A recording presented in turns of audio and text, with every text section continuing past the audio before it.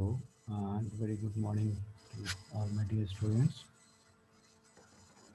हाँ, पिछली क्लासेस में जब ऑफलाइन क्लासेस चल रही थी तो हमने स्टैटिस्टिक्स का इंट्रोडक्शन शुरू किया था, जिसमें हमने फ्रीक्वेंसी टेबल, किस प्रकार के डेटा होते हैं और किस प्रकार से हम ग्राफिक रिप्रेजेंटेशन डाटा का बना सकते हैं, उन सब के बारे में चर्चा की थी।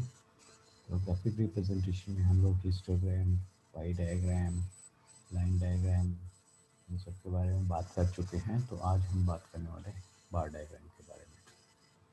तो बार डायग्राम हम लोग जो ग्राफ में बनाते हैं, यूजली जो ग्राफ बनाते हैं वो जो है आपके बार डायग्राम या दंड चित्र या दंड आरेख ही कहलाते हैं। तो इसमें बार डायग्राम बनाने के लिए, जैसे इंट्रोडक्शन में मैंने आपको पहले भी बता चुका हूँ कि बार्स जो हैं ये वर्टिकल भी हो सकते हैं, हॉरिजॉन्टल भी हो सकते हैं। तो एक उदाहरण से हम इसको समझने का प्रयास करते हैं कि जैसे विभिन्न वर्षों में मछली के द्वारा ऑक्सीजन उपभोग के आंकड़े जो हैं वो निम्न तालिका में दिए गए हैं। तो जनवरी 2000, फरवरी 2000 ऑक्सीजन कंसंट्रेशन जो उसकी कंजप्शन है, इसको हम बार डायग्राम के रूप में कैसे दिखाएंगे।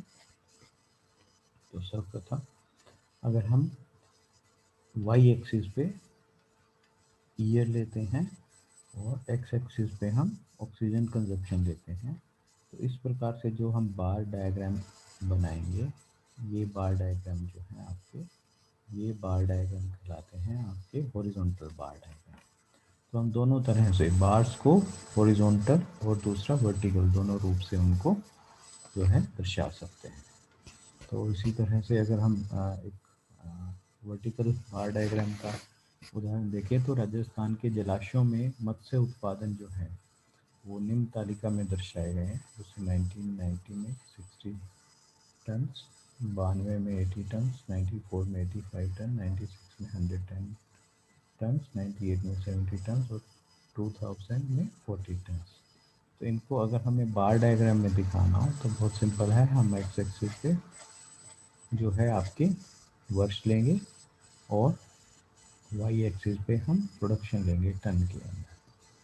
तो इस प्रकार से जो हम दंड बनाएंगे, बार बनाएंगे, वो बार डायग्राम कहलाते हैं। ठीक है, तो ये सिंपल बार डायग्राम है, सरल दंड आरेख हम इनको बोलते हैं, जब हम इस प्रकार से दिया गया जो डाटा है उसको प्रेजेंट करते हैं। तो इसी प्रकार से हम, जब हमें एक से अधिक पैरामीटर्स दिए गए हों, तो उस कंडीशन में हम जो है डबल बार डायग्राम या मल्टीपल बार डायग्राम के रूप में भी आंकड़ों को दर्शा सकते हैं। जैसे यहाँ पे दो पैरामीटर्स दिए हों तो उनको हम लोग एक साथ छटा के बनाते हैं। तो जैसे ये दिया हुआ है कि रक्त प्रतिदर्श के दो पैरामीटर्स हैं, लाल रक्त कणिकाओं तथा हीमोग्लोबिन के जो आंकड़े हैं इसके अंदर निम्न उसमें तालिका में दर्शाए गए हैं। उसको हम कैसे इसको डबल बार डायग्राम में, तो इस प्रकार से जो आंकड़े हैं, जैसे निम्न तालिका में विभिन्न वर्षों में आरबीसी की संख्या और हीमोग्लोबिन की मात्रा हमें दी हुई है। ठीक है, तो ये जनवरी के अंदर 20 लाख है, 8.5 इसी तरह से इसके अंदर हम ये आरबीसी की संख्या और हीमोग्लोबिन की डबल बार डायग्राम के रूप में दिखाएंगे। यहाँ पे क्योंकि हम एक वर्ष में दो बार ड्रॉ करेंगे, तो हमें पहले ये इंगित करना इसमें इम्पोर्टेंट है कि कौन सी बार आरबीसी को डिनोट कर रही है और कौन सी बार हीमोग्लोबिन को डिनोट कर रही है। तो यहाँ पे जैसे जो प्लेन वाली बार है वो आरबीसी को शो कर रही है, और जो ये लाइनों वाली बार है ये लाइनों वाली बार डिनोट कर रही है, जहाँ पे मेरा कर्सर नहीं कर रहा है, ये आपके हीमोग्लोबिन प्रतिशत मात्रा। तो जनवरी 2001 के अंदर 20 और आरबीसी की संख्या और जो हीमोग्लोबिन है वो 9.5। तो इस प्रकार से जो है हम हर महीने का जो है बार वो ड्रॉ कर लेते हैं। तो इस प्रकार से जब हम एक ही जगह प्रति वर्ष या प्रति महीना जो है हम दो पैरामीटर को एक साथ ड्रॉ कर रहे हैं। तो इस प्रकार से जो हम बार बनाएंगे वो आपके डबल बार डायग्राम। इसी तरह से जब हमें दो से ज़्यादा डेटा दिए हुए हैं, दो से ज़्यादा पैरामीटर्स हैं जिसको हमें ग्राफ के रूप में रिप्रेजेंट करना हो, तो उस कंडीशन में हम मल्टीपल बार डायग्राम या बहुबंद आरेख जो है उनका निर्माण करते हैं। तो इसमें भी वही होता है जिस प्रकार से डबल बार डायग्राम में बार एक दूसरे से सटे हुए होते हैं, इसी तरह से मल्टीपल जो बार हैं उनके भी जो बार हैं वो आपस में एक दूसरे से सटे हुए होते हैं। तो जैसे एक उदाहरण से हम समझने का प्रयास करते हैं कि एक राजकीय चिकित्सालय में कुछ वर्षों के जो रोगियों के आंकड़े हैं वो निम्न तालिका में दिए गए हैं। जैसे 98-99 में मलेरिया के 833 है, वायरल फीवर के 1200, वोमिटिंग डायरिया के 400, स्किन डिजीज के 300, टोटल 250 केसेज आए हैं। 99-2000 में 900 मलेरिया के, वायरल फीवर के 1000, वोमिटिंग एंड डायरिया के 500, स्किन डिजीज के 250 और टोटल जो है 2650। 2000-2001 के अंदर 700 मलेरिया के, 1100 वायरल फीवर के, वॉमिटिंग एंड डायरिया के 350 और स्किन डिजीज के 200, यानी टोटल 2350 केसेज। इसको हमें जब मल्टीपल बार डायग्राम के रूप में बनाना, तो एक्स एक्सिस पे हम वर्ष ले लेंगे और वाई एक्सिस पे हम जो है रोगियों की संख्या ले लेंगे।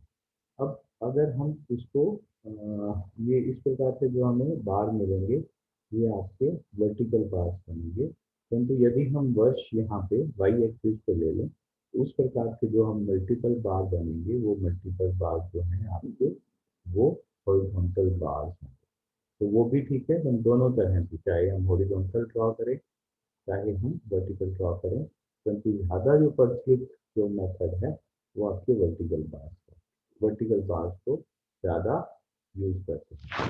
तो इसको अगर हमें मल्टीपल बार डायग्राम के रूप में देखना है, 1989 में मलेरिया के रोगी हमने 800 हैं, तो हमने यहाँ पे 0, 500, 1000, 1500, 800 तक मलेरिया का बना दिया, 1200 तक हमने वायरल फीवर का बना दिया, 400 तक हमने वॉमिटिंग डायरिया का बना दिया, 300 तक जो है स्किन डिजीज का बना दिया। अब यहाँ पे फिर क्योंकि एक से अधिक बार हैं तो ये इंगित करना बहुत जरूरी है कि कौन सी बार। तो मलेरिया की जो ब्लैक है ये मलेरिया को इंगित कर रही है, ये जो हॉरिजॉन्टल कटे हुए हैं ये बार जो हैं ये आपके वायरल फीवर को डिनोट कर रहे हैं, जो ग्रे है ये आपके वॉमिटिंग डायरिया को कर सकती है, स्किन डिजीज को ये जो है आपके इसके अंदर लाइनें हैं इस प्रकार से लाइट लाइनें लगी हुई वो आपके जो है स्किन डिजीज को इंगित कर रहे हैं। इसी प्रकार से अगले वर्ष के लिए हम जो है 2000 के लिए मलेरिया 900, वायरल फीवर है 1000, वॉमिटिंग एंड डायरिया के 500 और 250 स्किन डिजीज को ड्रॉ करेंगे और अगले वर्ष के लिए भी चारों बार एक साथ बना देंगे। तो इस प्रकार से जब हम ग्राफ के रूप में इंगित करते हैं तो ये आपके कहलाते हैं मल्टीपल बार। इसके बाद तीन तरह के बार डायग्राम और हैं जिनको हम बोलते हैं सबडिवाइडेड बार डायग्राम, परसेंटेज बार डायग्राम और बाई डायरेक्शन बार। तो कुल हम जो है इस प्रकार 6 तरह से जो है बार डायग्राम वो ड्रॉ कर सकते हैं। तो इन बार डायग्राम्स के लिए हम